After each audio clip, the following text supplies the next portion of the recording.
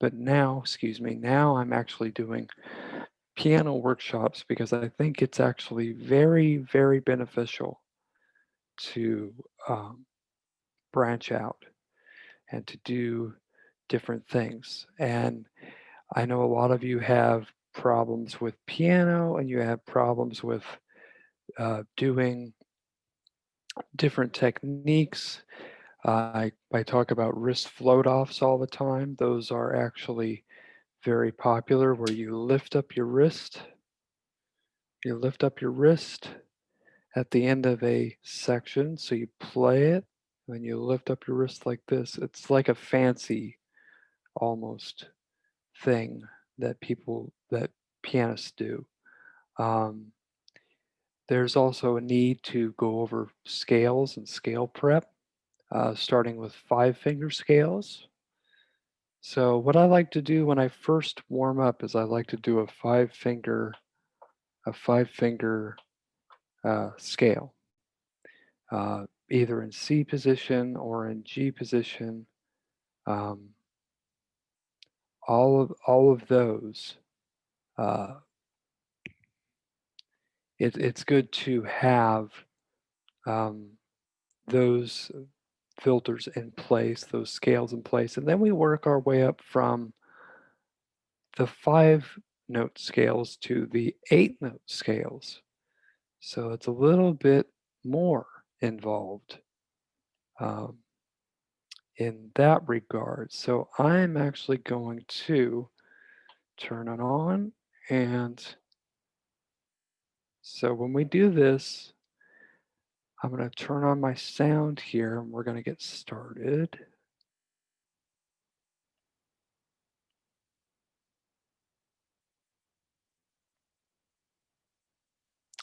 So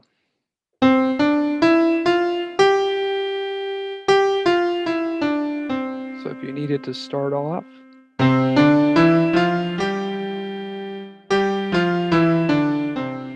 and make sure your fingers are curved, make sure they're not like this. You don't want them straight like that.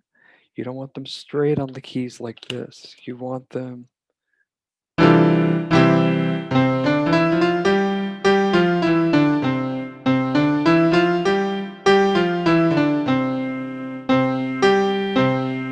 okay, so you want them curved. You don't want them straight flat like this because that will increase the chance of wrist damage. So you want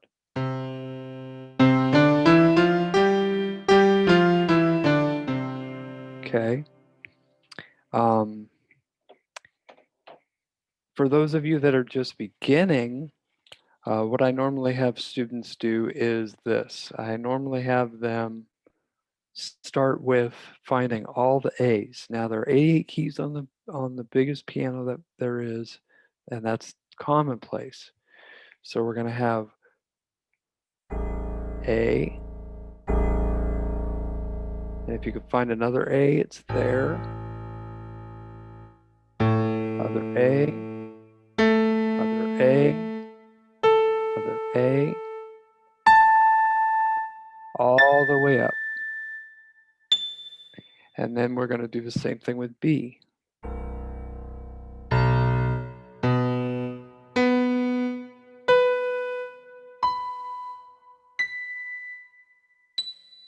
And then we're going to C.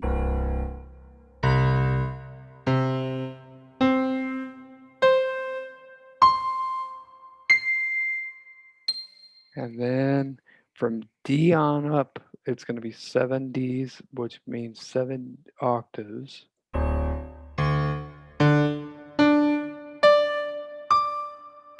And then E.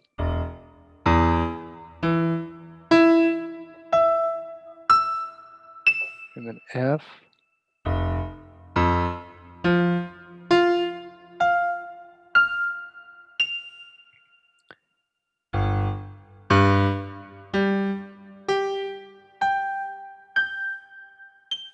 And then A again. So now we're to the second repeat of the A through G of the musical alphabet. So That is what I do for the very beginning, and then we start doing groups of 2. A lot of the methods go groups of 2 black notes, and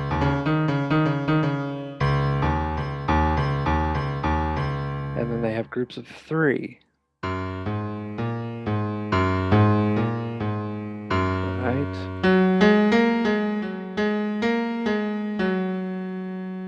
Okay, so we found all of our white notes A through G, but now we're finding some of the black note combinations.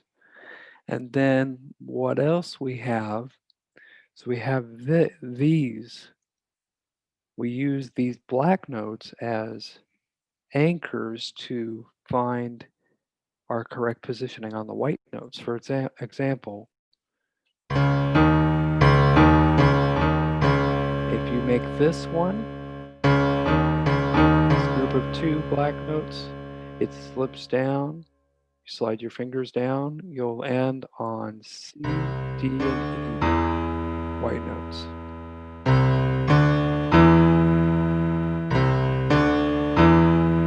And then, if you do the same with a black key group like this, then you slide your fingers down and you will be on F, A, and B on the white notes, and that'll cover the white notes for you and where they would be, okay? So if you ever get lost, use the uh, white key 2 and 3 black key groups to find the white keys. That's the uh, quick way to find those because the pattern always redoes itself. It always repeats octave after octave, so you'll be able to find those uh, on the ready at your disposal. So, and then after that, we normally go to what we were discussing earlier with the five note scales. So if I turn this around,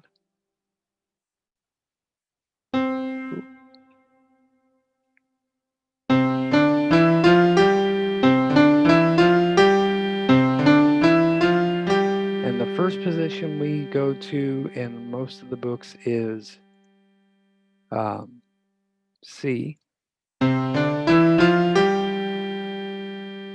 And here's a piece that I wrote, one piece that I wrote that actually is in the key of C. Take a listen.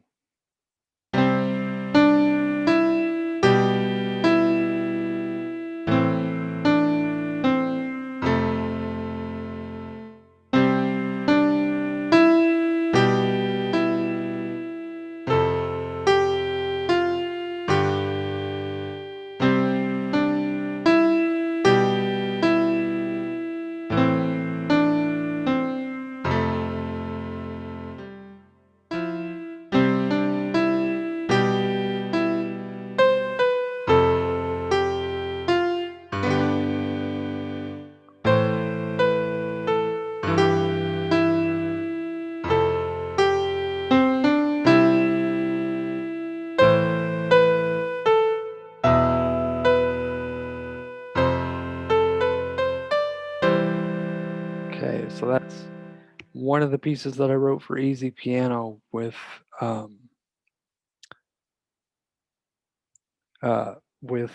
young students in mind. It's called Faith. And we have some other pieces that I can grab. Any questions at any point in this can be typed into the chat on this meeting, and we can actually answer those as they come up. All right. So let me find, I'm going to go here.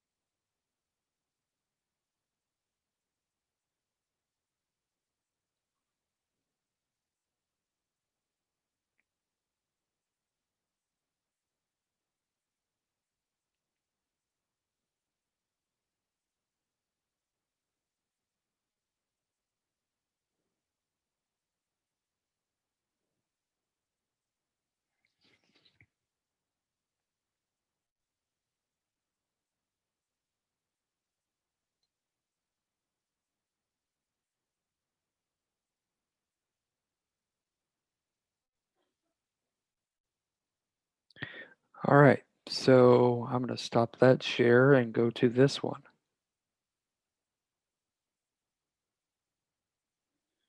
I'm going to go to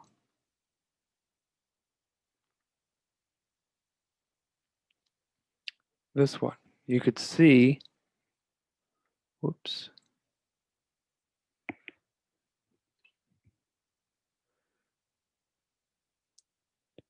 You could see these. So if I were to play this actually in Finale, I'm gonna go ahead and play this and see if it picks up the sound. Because right,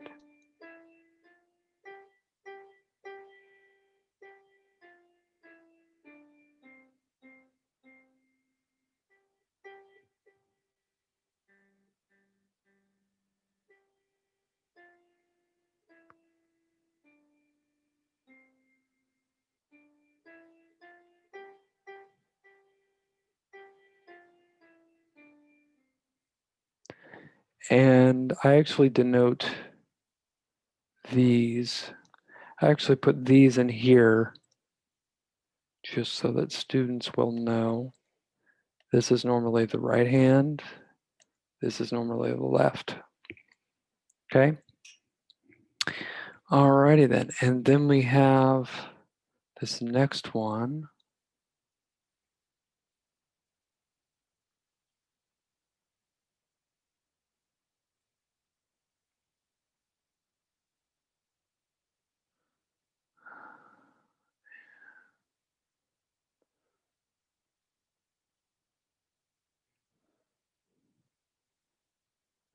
All right, just go close it. All right. So I'm going to open up another one.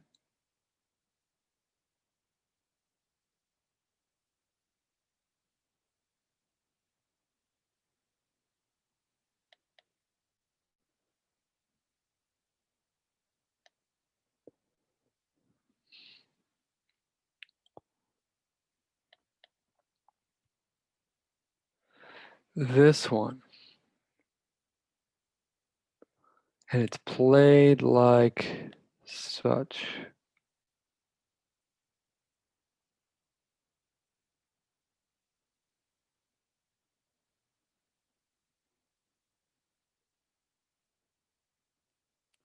Let's do share screen.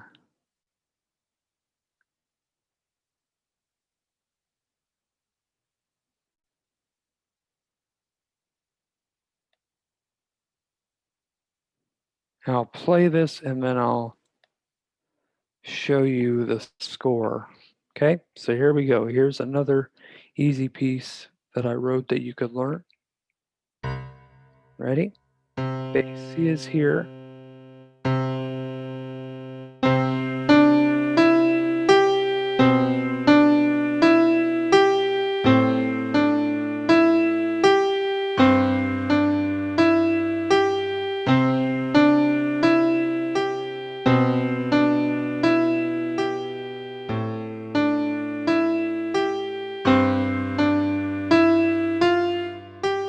Whoops. And then scroll down.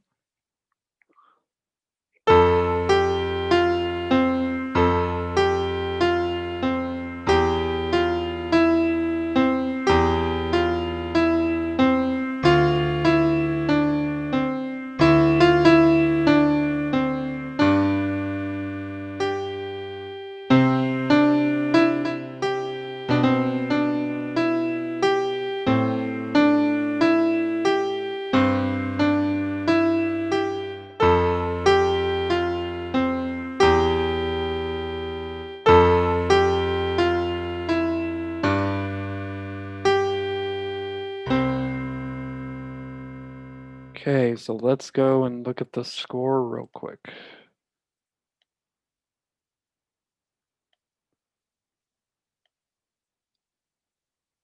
Share. All right, so we have very legato, smoothly connected. So this means it's very smoothly connected. So that means that this means play connected, not much space. And then this says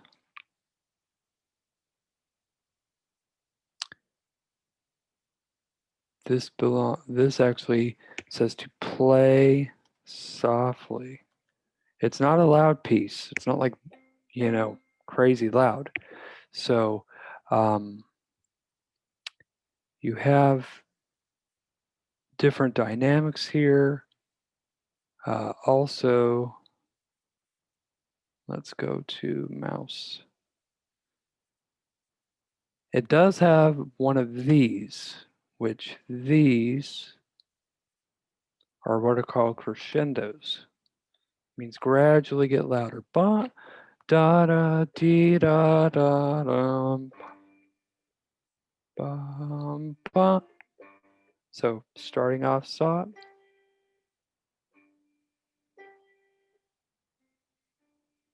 Go back to piano. So you start off like this. So this is what it would sound like.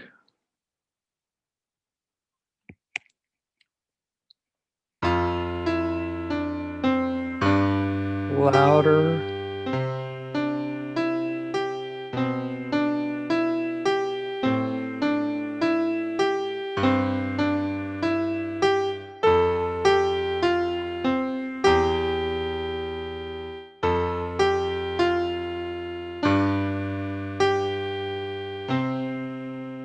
Right? So that's how we actually play those, loud versus soft versus, slight crescendo and decrescendo back down. These are called swells. So if you have something like this,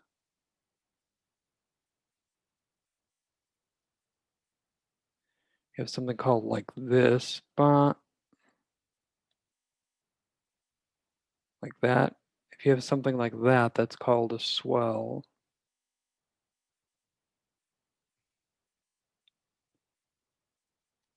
Crescendo plus diminuendo.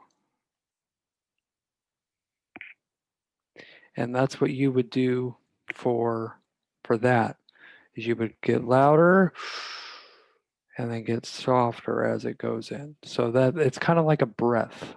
It's kind of like you're easing up, you're tensing up your breath, and then you're easing it again.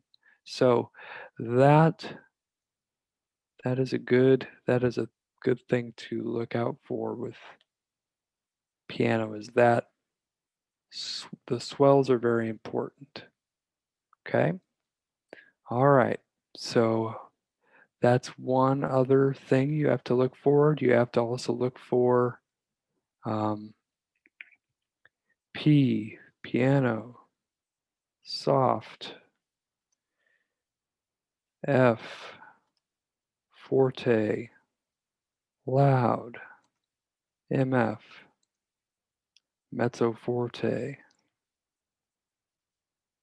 moderately loud. Okay, those are the main three that beginning pianists go to. And there are others. This one is fortissimo, very loud. All right, so there are others, but we try to keep it to those. There's actually also pianissimo.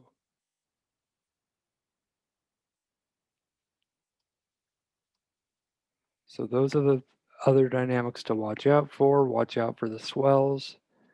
And now let's do,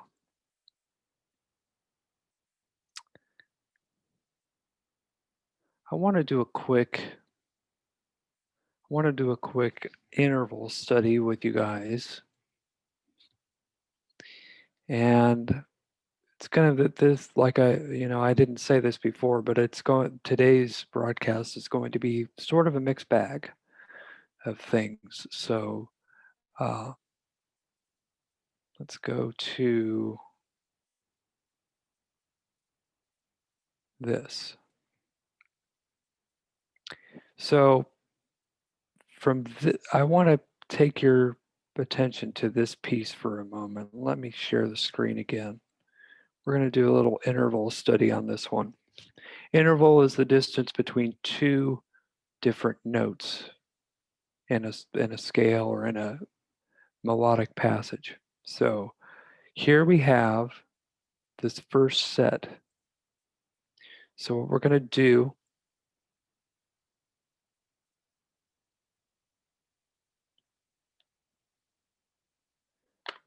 that is an interval.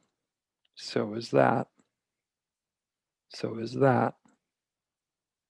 So are these. So are the. So are those. Those. Okay? So these are all what are called intervals. They're distances between each other's note. So what that does is C to D. C to D is a second. D to E is a second. E to F or E to G is actually a third. So we have a little skip right here. We have a skip right there. And then we have, again, second, second, third, second, second, third.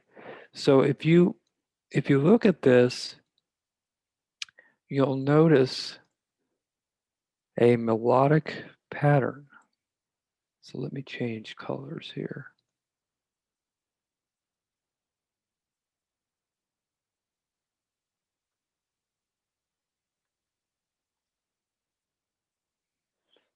And that'll be here. Melodic pattern, ba ba ba ba ba ba ba ba, you know, it'll be right there. So you can actually see that repeating pattern going up, second, second, third, second, second, third. That's the intervalic pattern. That's the pattern of intervals that are going on here. If you go to the left hand, you'll see that this one exists, to this one, to that one. So what that basically is, it's another melodic pattern going down by second.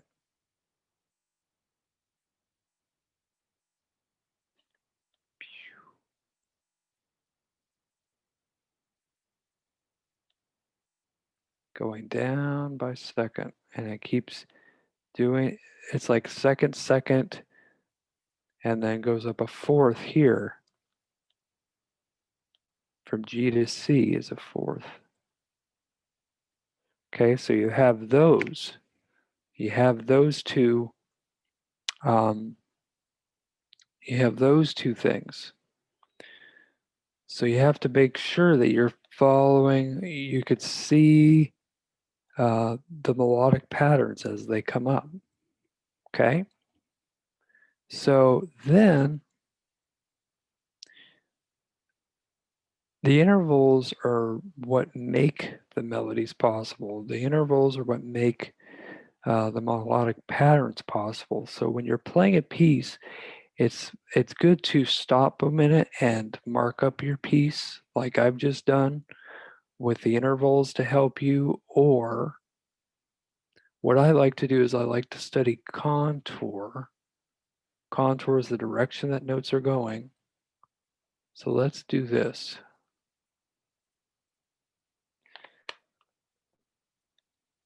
A lot of times you'll see people go like this, play connect the dots with the score. So in this general direction, we're going up. This general direction, we're going down. General direction, we're going up again. Up. up, and then up here. So we have quite a bit of these, right? And then if we go down again, there's your arrows for that. Then if we go down, we have a different melodic contour, a different melodic pattern. It goes something like this. It's going to go down. Let's choose a straight line for this. Down, down, down. And then we're going to go, which direction is this going? It's going to go same note, but it's going to go from same note to down. Okay, so you're going to have to look at the contour where the notes are going in order to help you. And it's always good to look maybe half a measure to a measure ahead so that you know, okay, the melody's going down here, the melody's going up here, what do I do? And that way you're not playing note by note by note and trying to guess all of the notes because it can get a little bit tedious that way. What you want to get into the habit of doing is recognizing repeating note patterns and how they uh, interact with each other and how you can use that to your advantage to sight read pieces really quick. Now, if you're having trouble with doing whole pieces, what I normally suggest to students is this. I normally suggest, click mouse, normally suggest if you can only get, let's say, you can only get these two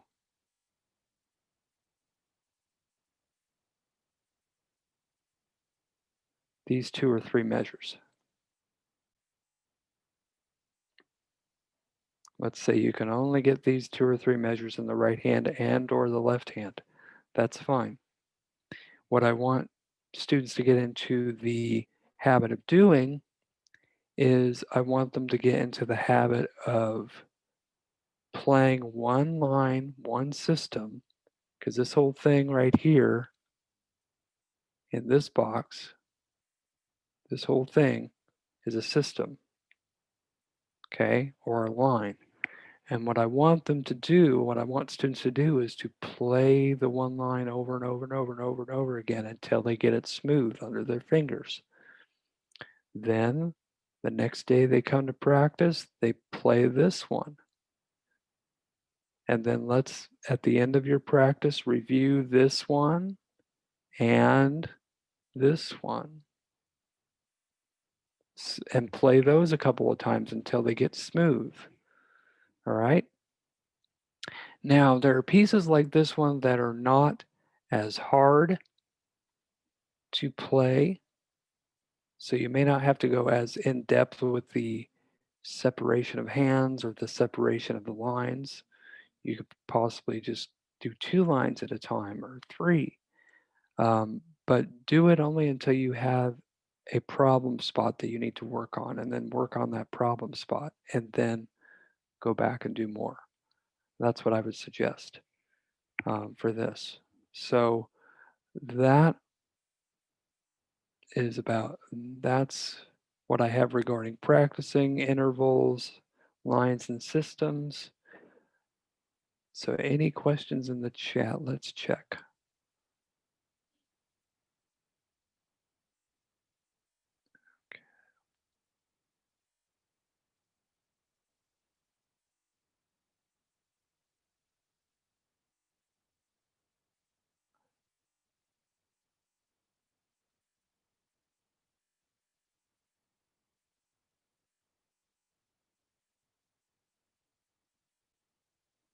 And I'm going to clear all these.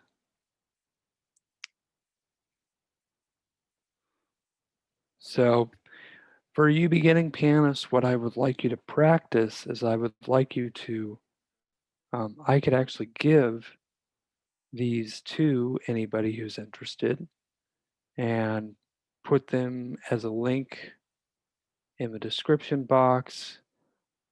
You can go purchase it, or I can have it as a free download if that's what you would like. Let me know. Um, Also, if you would like any more information, I'll be back next week. So I wanted to do just some beginning piano practice tips. Next week, we'll probably be doing more concentrated stuff, different styles. Um, and also, if you like this video, thumb it up and leave me a comment as to which video or which type of piano you would like to learn next time we do this. All right. So I will see you in the next session.